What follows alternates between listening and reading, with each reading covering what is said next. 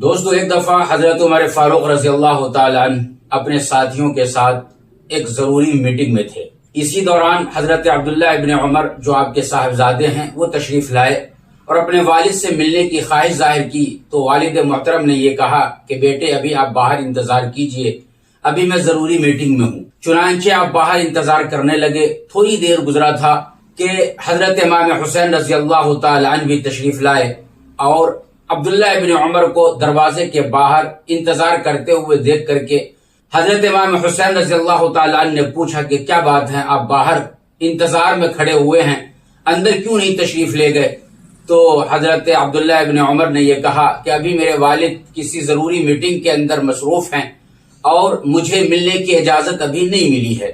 تو اب ایسی صورت میں حضرت امام حسین چونکہ حضرت عمر فاروق رضی اللہ تعالی عنہ سے ملنے کے لیے آئے تھے، اس نے یہ سوچا کہ جب ایک باپ اپنے بیٹے کو ملنے کی اجازت نہیں دے سکے تو پھر میری ان سے ملاقات اس وقت میں کس طریقہ پر ہوگی اور مجھے کس طریقہ پر اجازت مل سکتی ہے۔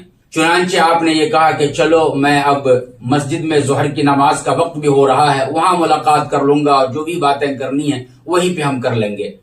چنانچہ جب مجلس ختم ہوئی، آپ باہر آئے اور ظہر کے لیے جب مسجد میں گئے تو عمر فاروق رضی اللہ تعالیٰ عنہ نے کہا کہ اے امام حسین، میں نے آپ کو اپنے پاس بلایا تھا لیکن آپ آئے نہیں۔ تو حضرت حسین رضی اللہ تعالیٰ عنہ نے ارشاد فرمایا کہ میں آپ کے پاس گیا تھا لیکن میں نے یہ دیکھا کہ آپ اندر کچھ میٹنگ کر رہے ہیں اور دروازے پہ آپ اپنے بیٹے کو کھڑا کر رکھا ہے۔ میں نے یہ سوچا کہ جب ان کو اجازت نہیں ملی تو پھر مجھے کہاں سے اجازت ملے گی؟ اللہ کی قسم، حضرت عمر فاروق رضی اللہ تعالیٰ عنہ بہت ہی زیادہ حیران ہو گئے یہ جملہ سن کر کے۔ انہوں نے ایک جملہ کہا کہ حسین یاد رکھیے، ایک وقت ایسا تھا کہ جب میں جانور کو چرانے کے لیے جاتا، اونٹ کو چرانے کے لیے جاتا، جب مجھے نہیں آتا تھا تو ہمارے والد ہمیں مارا کرتے تھے۔ بکریوں کو چرانے کے لیے جاتا اور مجھے چرانے نہیں آتا تو میری ماں میرے کلے پہ تھپڑ لگایا کرتی تھی اور وہ لوگ یہ کہتے تھے کہ عمر تمہیں تو جانور بھی چرانے نہیں آتا۔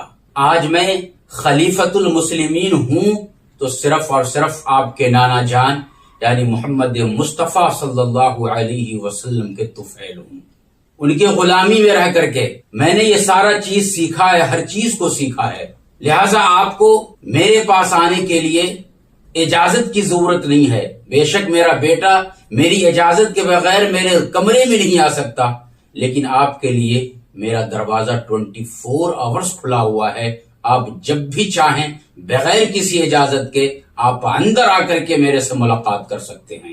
میرے دوستو، ملے گی جنت، پیے گا کوثر، اسی کو محشر میں چین ہوگا۔ ملے گی جنت، پیے گا کوثر، اسی کو محشر میں چین ہوگا۔ نبی محبت کریں گے اس سے کہ جس کے دل میں حسین ہوگا۔